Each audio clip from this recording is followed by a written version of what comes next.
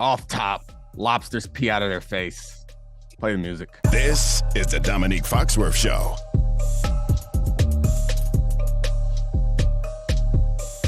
What's up, Charlie? Oh my God, that was a stunning revelation. Yeah, I mean, it's true. Just like grasshoppers have ears on their tummies, lobsters urinate from little ducks beneath their eyes. Huh. Yep. Playoff football championship round. Let's get ready for a big game or two big games. I have to admit, I'm both like looking forward to getting a break when the season's over, but I've really enjoyed these last couple weeks. They've been fun, and I guess also part of the fun is just like laying on. I got a real big couch in my basement that like me and my wife just lay on when it's game time, and my son dives around the couch and lays with us. It's just been fun stuff, and I've been enjoying it. I'm going to be sad when it goes away, but I'm also going to get some rest. And this last weekend was a weird one. I guess we don't need to talk about this last weekend. I just was thinking about how the Damar Hamlin stuff loomed over the last weekend. And like, I can't pretend like I did not enjoy the football, but I also was like, at times, I would like to portray myself as someone who was like in conflict for the entire weekend, but I was not. I was loving the football. But every time they showed Damar Hamlin, I think it had a reverse impact on me than it did most people, because I was like, stop reminding me. I'm happy that he's okay, obviously, but like, this is not. I don't know. It's not a. I don't know. I'm sorry. That's not where I want to go. No. I want to talk about real exciting football, but I was just reminiscing about my feelings over this past weekend, and it was fun. When they kept showing Damar during that game, I was at first I was like, oh, this is really cool. He held up the heart. They actually drew the false start. Awesome moment. And then when the announcers kept on being like, look at Damar Hamlin, look out, and you couldn't see anything behind the snow. I was thinking like big L for the Hallmark Channel to have Jim Nantz and Tony Romo pretending they can see what this guy's doing in the box, because they couldn't see anything either. Yeah. All right, well, let's spin it forward to the football that's coming up this weekend. So we don't have 2 days of football. We have 1 day of football to be curled up on the couch with your family, enjoying it. And I was trying to think of an interesting way to discuss these games. And I want to like present you with this prism through which to look at these contests. What if we swap quarterbacks? How does that make, or how much differently do you feel about the games in this competition? And for the sake of this conversation, I guess, should we make Patrick Mahomes healthy or not healthy? I feel like a healthy Patrick Mahomes makes the conversation more interesting. It makes it much more interesting. We have no idea how Patrick Mahomes is going to play. We assume he will play practice today. I mean, we're recording this on Thursday, and the reports were he was out there. But like, they're 1.5 point. They're 1.5 point dogs at home in a playoff game with Patrick Mahomes. So clearly the handicappers are not expecting him to be 100%. And I think it would be foolish for us to expect him to be 100%. Okay. So off the jump, I think both the Bengals and the Chiefs would be still excellent if you switched quarterbacks. Right. I think that one we can get to. The one I think is much more interesting is the 49ers and the Eagles game. Yeah, and the reason I think it's interesting, and I want to toss it back to you on this, is, all right, we know Jalen Hurts was slower burn developmentally. I think he would be obviously awesome and crosses the Shandoza line. Like, if you put him with that preposterous amount of skill position players, he would be awesome. With that said, he is also the star quarterback who has been the most supported by an incredible roster and a coach that plays to his strengths this year, of anyone we deem a star quarterback. Right. So given that, I actually think Purdy would probably be pretty good with Sirianni supporting him in that system also.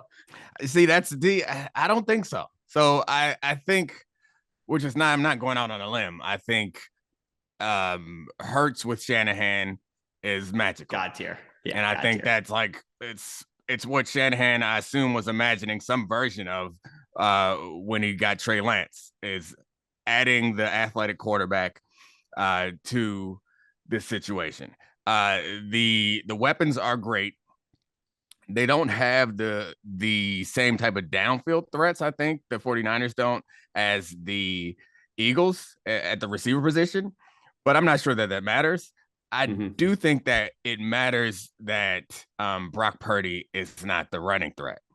Right. I don't think that the Eagles are nearly as effective offensively with Brock Purdy and not having Jalen Hurts. So I guess the question is, do you think the winner changes? I think it automatically becomes the 49ers if we have Hurts on the 49ers.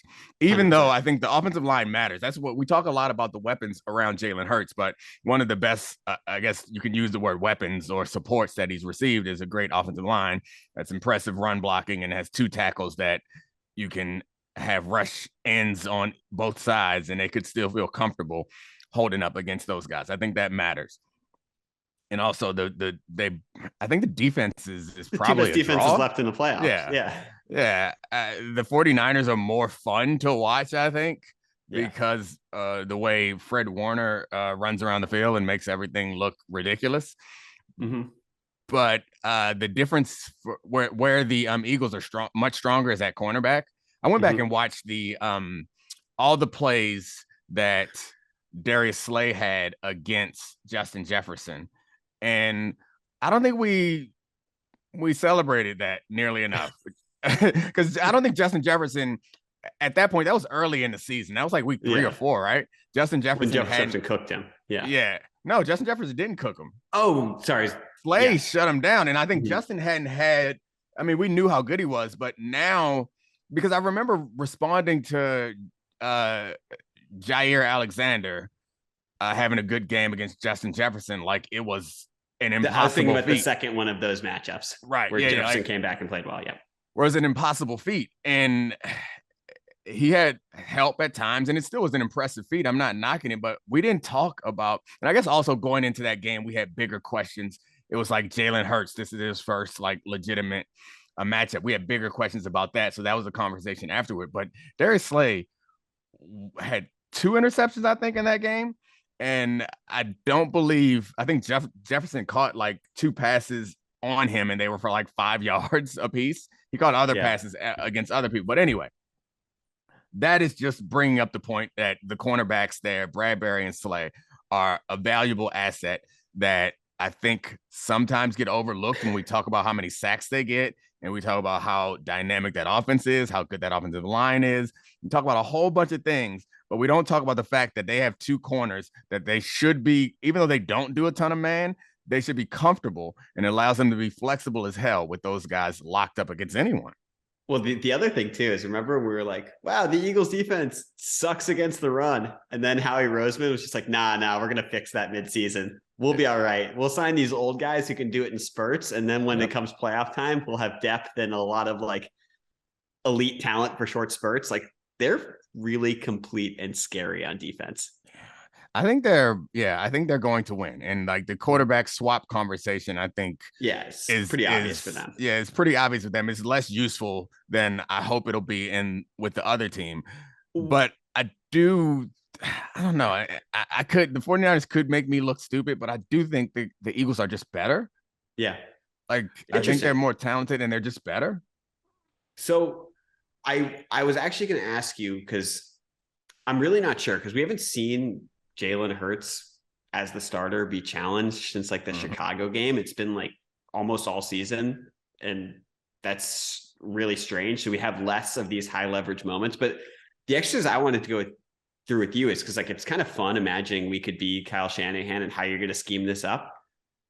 What do they have to do to beat the Eagles? Like, is it going to be like, does Christian McCaffrey have to go off? Does George Kittle have to be dominant in the middle of the field? I actually don't exactly know, because it went in my head, Jalen Hurts and the Eagles, if they score 24 points, then you actually need Brock Purdy to play well, not just be a C- Brock Purdy that we saw the last week. Which is why the most important thing for them to do is not going to be a sexy conversation about one of their skills players. It's about their defense. Like, the most important thing for them to do is to contain the Eagles' offense, create turnovers, create short field, get sack fumbles, tipped interceptions, or just those sorts of things. That is what they're going to have to do.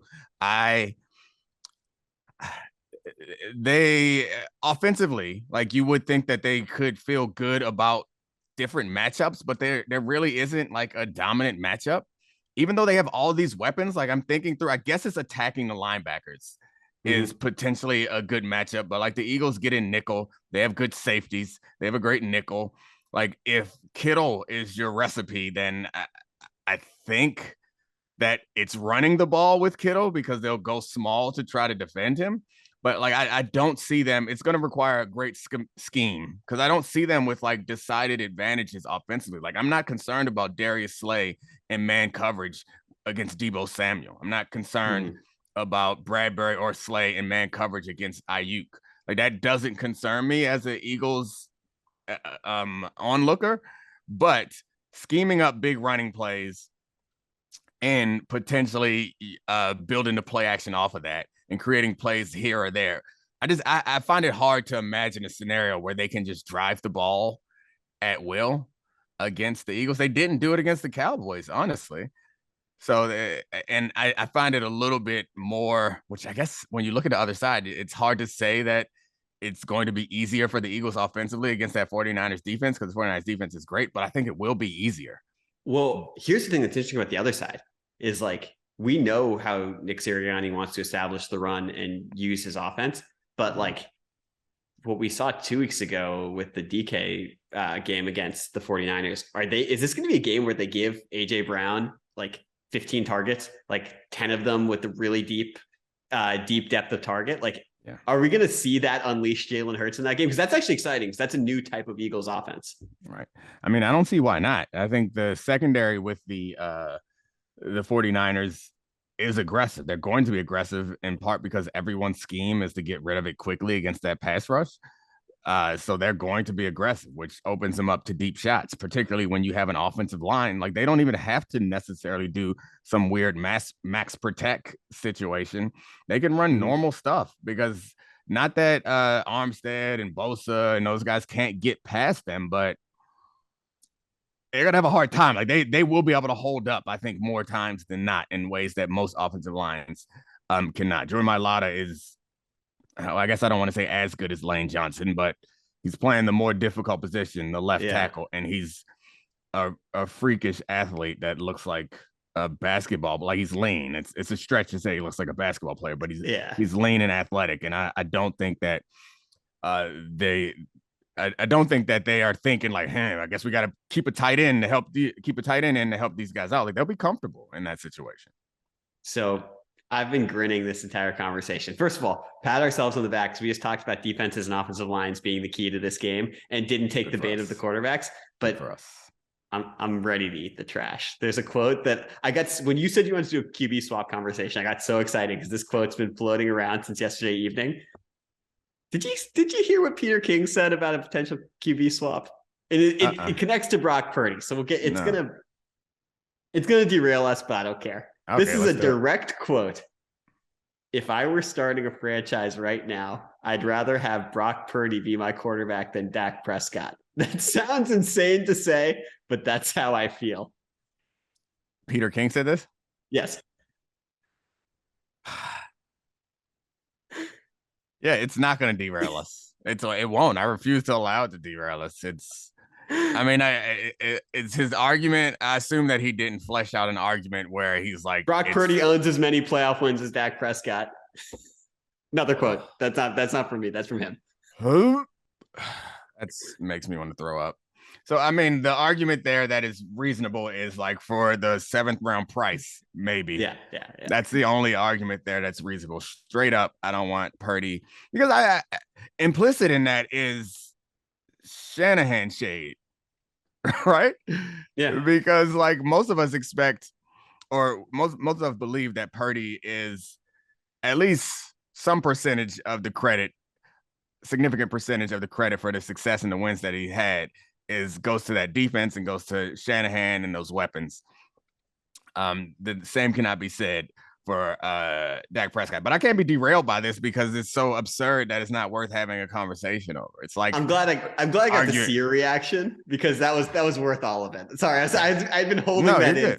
You can't derail us because I don't argue with flat earthers, and this is tantamount to that. But we'll see. Maybe Brock Purdy will be a Hall of Famer at some point. But right now, it's a little too soon to be. Was he 6 games in, 7 games in? I think he hasn't lost yet. It was 6 regular season games and 2 playoff games. By the way, I agree. This is a Shanahan success story, but also it's a bleeping miracle to win 2 playoff games with the last pick in the NFL draft, play quarterback. You think he's going to get the offensive rookie of the year? No, I don't think so. I think he'll go to Kenneth Walker.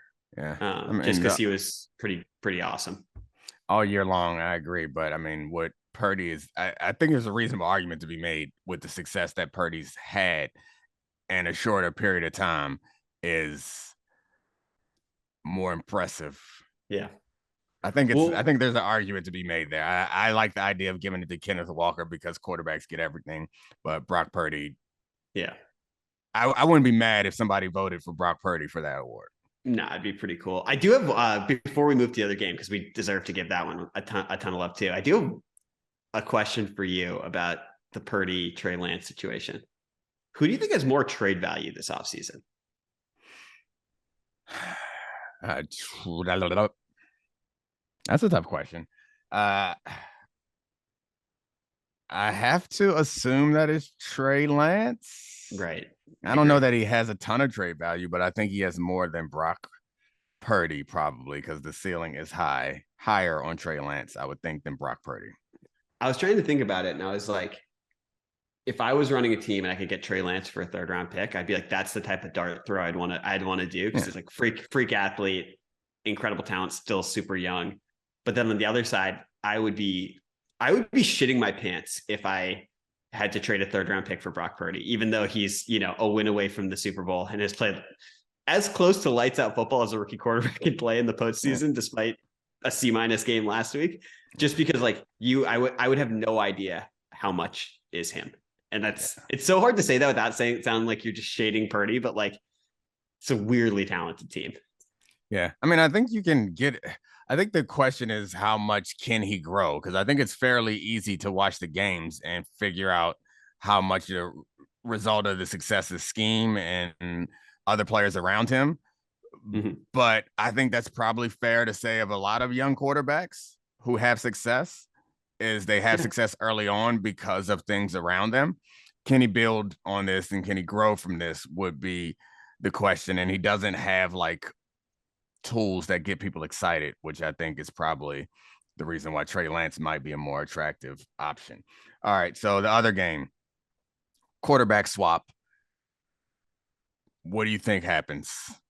Healthy Mahomes, because I think it's a more interesting. I guess actually, I don't know. I feel like it's obvious if we do healthy Mahomes. So Mahomes in his current state, do you think that Mahomes in his current state on the Bengals is better than Burrow on the Chiefs?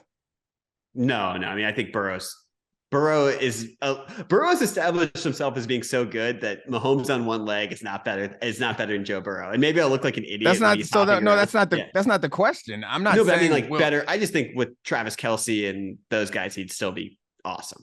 No. Yeah, I mean, I don't know. I think it's a more interesting conversation than that because I think it's the question is, what do you have to work with in Kansas City? You have a great offensive line. I think that's what you have to work with. You have a talented and smart coach, and you have Travis Kelce. And I guess the running game, you combine those running backs in the running game, and I guess it's the coaching in Andy Reid and Travis Kelce with somebody like Joe Burrow. You think that it's a blowout, or you don't think that? It's I don't know. I'm getting the sense that you don't even think it's close. That Mahomes is hobbled on the Bengals offense means it's not a competition. So I look at it this way. These are the 2 best quarterbacks in the NFL.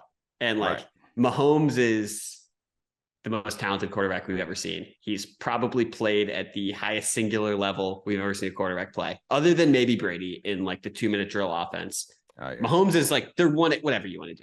Stupid discussion right now. We'll see in 20 years. But Burrow is now on a Hall of Fame trajectory. Yes, he has T. Higgins and Jamar Chase, and Jamar Chase is like going to be one of the great yak receivers we've ever seen. Yes, even their backup offensive line can maul people. They have a better running game. They have a better defense. But I'm just such a believer in Burrow as a decision maker and a command of the offense that even if you took less tools away from him, I think a really compromised Mahomes is not going to play better with that team. Do I think Mahomes on that team has a better shot to win?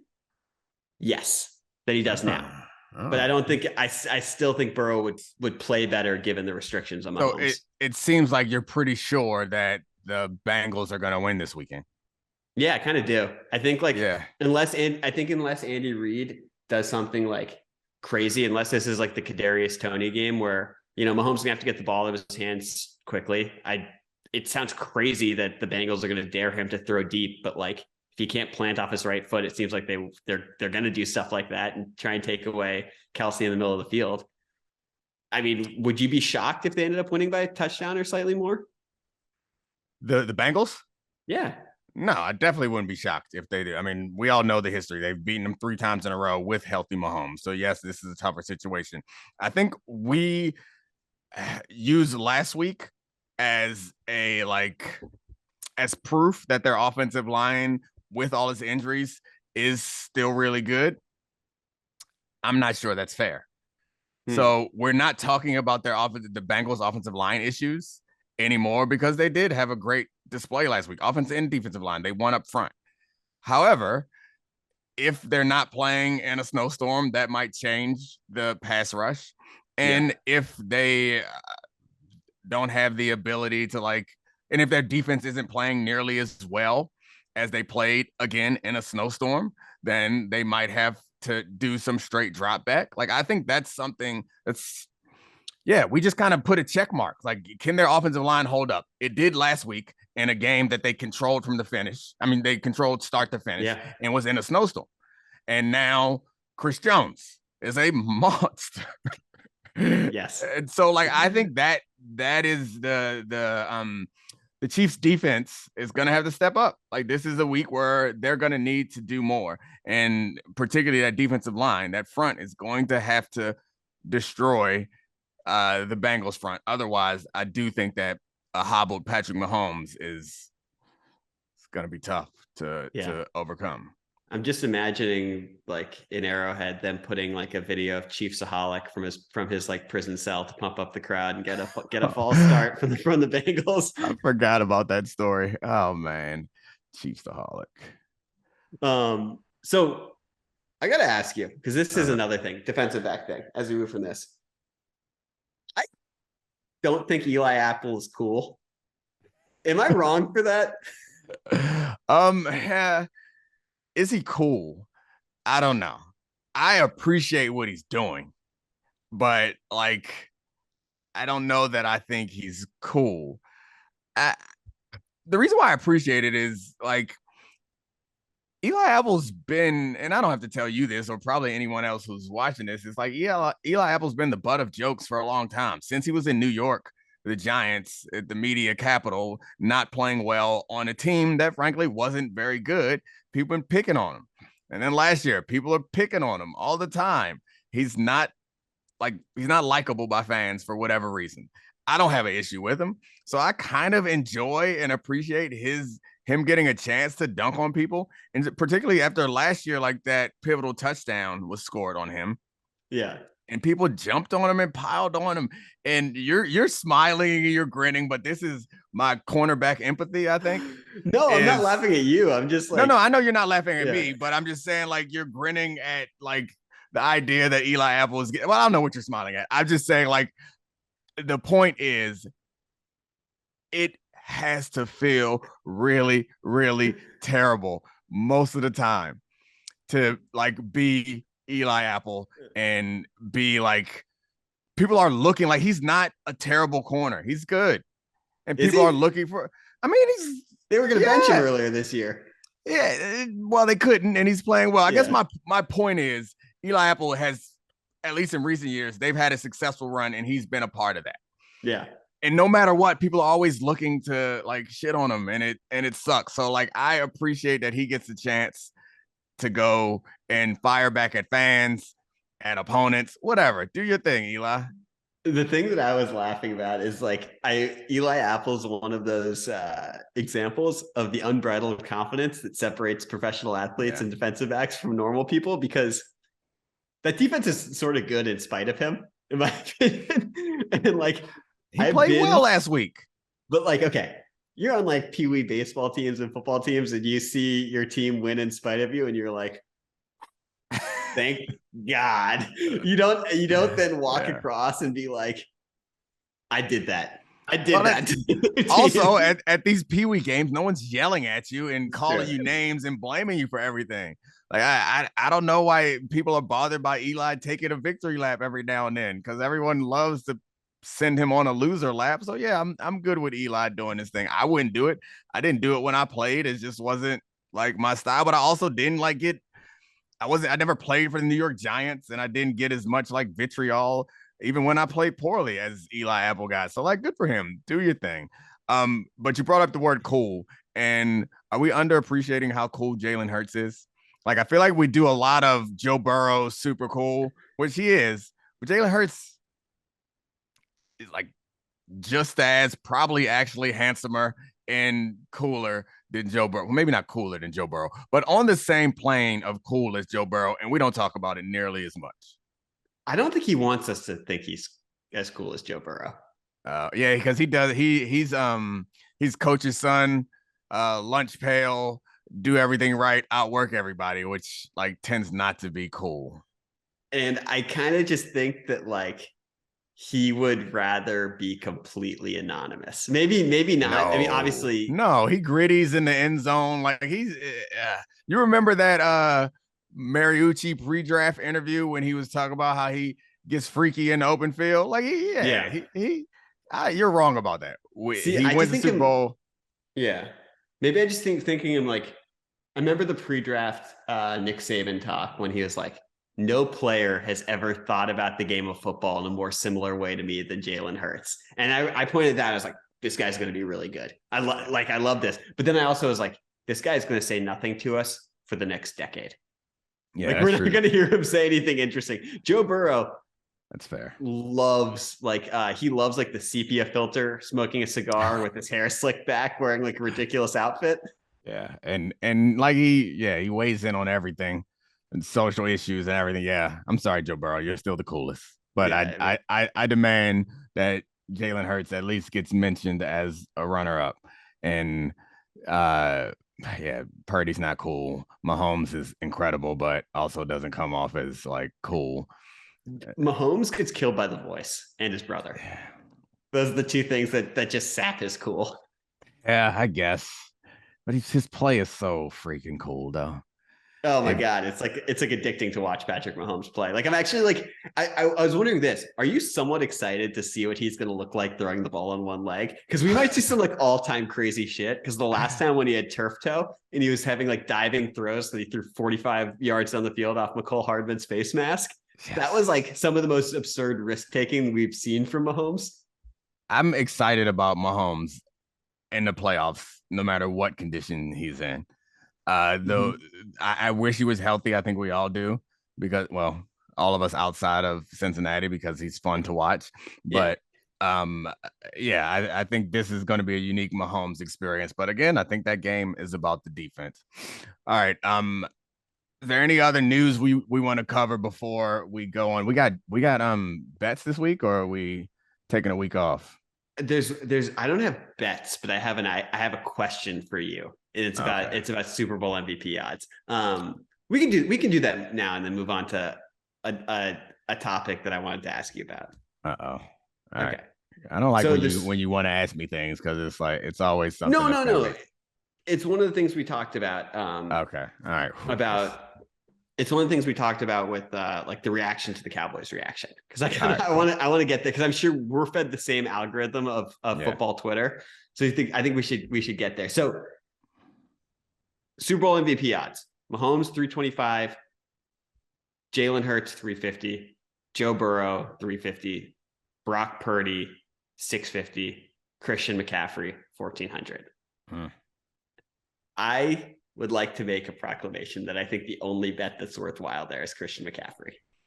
Yeah, I don't know exactly what all those numbers mean, but I think you get a lot more money if Christian McCaffrey wins it, right? That's exactly what it is. So it's like it's how much you get if you bet $100 on it. Yeah, if you bet $100, you'd get $1,400 for Christian McCaffrey.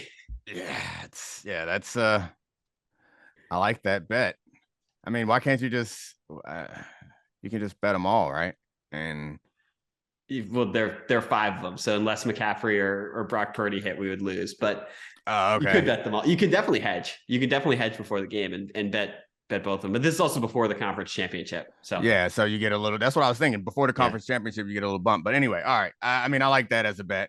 You can put it in. I will not be doing that. I mean, it's his odds are not better than Purdy's, right? Purdy's are still better just because he's quarterback. Purdy's are better, but like I think with the way that the payout would be better.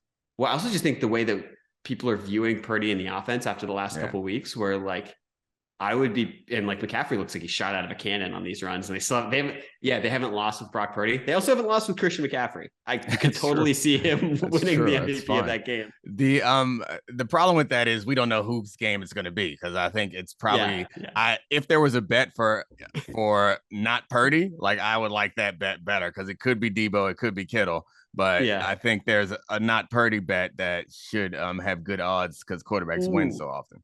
Actually, we could do this now, and it's going to hurt because it's going to take Mahomes out of it. We could just put a sprinkle of, in theory, of Jalen Hurts or Joe Burrow, Super Bowl MVP. They're both plus 350. We'd take a win. And it's like, okay, that's our bet for the week.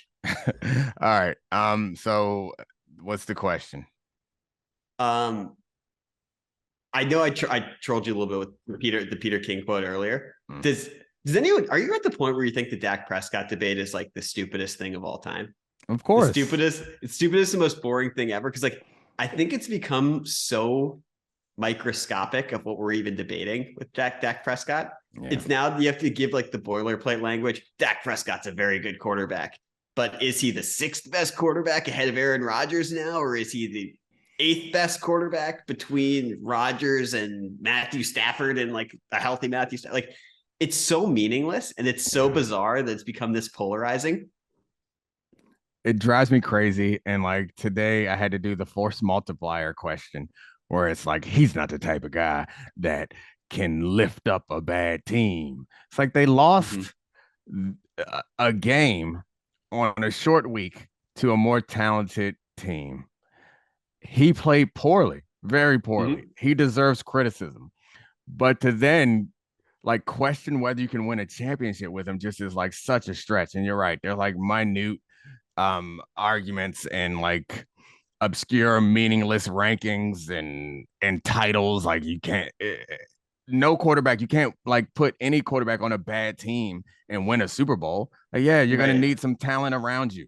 That's the way it is. I don't know how to have these conversations in a way that's reasonable, because we get to the point where there's nothing else to be said and you have to have like a definitive statement. Otherwise, it's not interesting. It's nothing interesting about a tweet or a take that's like, oh, man, they had a short week and they lost. They came up short. Dak had a bad game, but they still got a chance with Dak and McCarthy because they won 12 games this year in a playoff game. Like, I saw people arguing about this, and I was like, we've now reached a weird point because no one is arguing that he's Mahomes, Burrow, or Allen, and no one is arguing that he's bad. It's like we're arguing about nothing. But that does. What do you think that leads to the second part of this? Because they're sort of connected. What do you think about the reaction to the Aaron Rodgers Cowboys reaction? All of this stuff. The Aaron Rodgers trying to or suggesting that he might go somewhere else. Yeah, and the people being like it was picking up steam, like Bill Simmons being like, "Oh, it's probably going to be the Jets, but why not the Cowboys?" type of thing. Like, anything. Yeah, that's stupid. Yeah, that's like that's stupid. I don't know. I think Aaron Rodgers is an upgrade talent-wise over almost everybody in football, assuming that this year was aberration and he had a broken thumb and that like slowed his play. So, like, I get that. But putting Aaron Rodgers into Dallas does wonders for the value of the franchise and the attention. Yeah, and for us and the attention. Well, actually, it might hurt us because right now we got storylines in Dallas and storylines in Green Bay. We combine them, that might limit our storylines. But I don't think that putting him into that soup makes it better. Honestly, like I think that Dak Prescott's personality is good for that place and mixes well with Jerry Jones, who is the star of the star. And also like the runway is longer with Dak Prescott. I think that's absurd. I do have to admit though, like Aaron Rodgers is a little bit like annoying, I guess is the way to put it out there. And it like colored the way that I was like reacting to him. And the more I think about it, the more I love who he's become. Like I don't have to be his friend, but like fuck the organization and team. Like if you really listen to like the arguments that people are making to come down on Aaron Rodgers, it's so pro management. It's like one time every so often a player has some power and leverage and treats the teams with like the same uncertainty that the teams treat them. And like we all are like, oh my gosh, you can't do that to the Packers. Like what are the Ravens doing to Lamar Jackson right now? It's like the same sort of thing. And we just have become accustomed to accepting it. And it just bothers me. And Aaron Rodgers is like not the perfect symbol, obviously, but I enjoy watching him like flip the whole Packers organization flapping in the wind. It makes me happy. Do your thing, Aaron. You want to be on management? You want to be pro management? Like no. Everybody who has a regular. I don't even think he's done any. I don't even know what he's done that's that bad for management. He's telling them to make the team better. They paid him the $58 million. Like his deal rocks. It's not what's bad for management, and at least the arguments that I hear is like you're non-committal, which makes it harder for them to make decisions. That's why you lost Adams, because you were non-committal. They've bent over backwards to like accommodate your whims, and you gave you a big contract, and now you're like maybe somewhere else. Like those arguments are out there. I don't know why you act like you haven't heard them. Like I just think those arguments are stupid, because I actually don't think that he did it I don't think what he's done to the Packers organization is any different than any player trying to win. He's not like refusing to play. He hasn't demanded a trade. He wants them to put a good roster around him. To me, that's like you get into the player empowerment discussion. Mm-hmm. That's like the really positive part of player empowerment. It's not like making a worse product. It's making a better product on the field. It's making a more interesting product. It's using your leverage to give yourself a better chance to win. It's not like, NBA players sitting out a random Tuesday or switching teams every offseason. This is the good part. The part with Aaron Rodgers, you and you're agreeing with me, but NBA players taking off a week, a random Tuesday in a season is also what the teams want. It's not necessarily what the player just a bummer wants. for us. Yeah, it sucks for us, but that's not the player's fault. It's the team trying to optimize their playoff chances.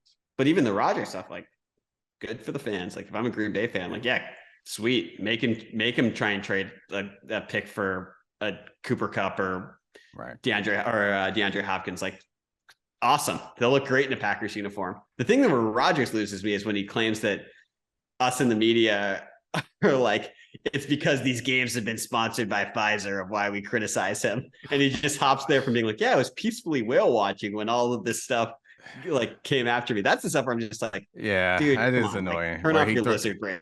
Yeah, he throws Molotov cocktails into the middle of the party and then is confused when we all have questions for him. Like it's very weird that he's surprised every time. He's like, oh, they want to. Last week, like he said the stuff about I don't know where it's gonna be, and then this week I think he responds by being like kind of surprised. Oh, this is what they want to talk about, bruh. Like you gave us something. If you want us to not talk about it, don't give us anything. And like you're a super famous, interesting Hall of Fame quarterback who's suggesting there's a possibility that you might play somewhere else. What the hell else are we supposed to do for 2 hours on Get Up in the Morning? 100%. This is where I always laugh about it, because it's like, this is what I don't think he gets. Like, I can say this honestly from the sports media producer thing. The agenda is just refreshing Twitter and reading articles on The Athletic that we find interesting and being like, that's an interesting athlete who said something interesting. Let's talk to smart people about it. And Rodgers is like, there's a grand conspiracy because of my vaccine stance. Like, Nah, dude, you made yourself interesting by throwing a football better than anyone ever, and now you're giving us cryptic quotes. That's all it is. If there's a grand conspiracy, we're pawns just like you, Aaron. We are being manipulated just like you. We are not in on it. All right. So I'm so happy that we get out of here without discussing Jeff Saturday's second interview. Yeah. You're happy about that? Yeah, I'm very happy about it because I can't be unbiased, and I don't want to have this conversation with you because you're going to put me in a corner that's going to force me to say things that I don't want to say about a longtime friend. Thank you, Charlie, for being on here. Sarah Abbott, you're the best. Heidi Khan, awesome producing. Christina Buswell, we love you. Congratulations to Jeff Saturday for taking the torch from Urban Meyer for the funniest coach in the NFL. Cut all of that out. Don't pick on my buddy Jeff. This is the Domonique Foxworth Show.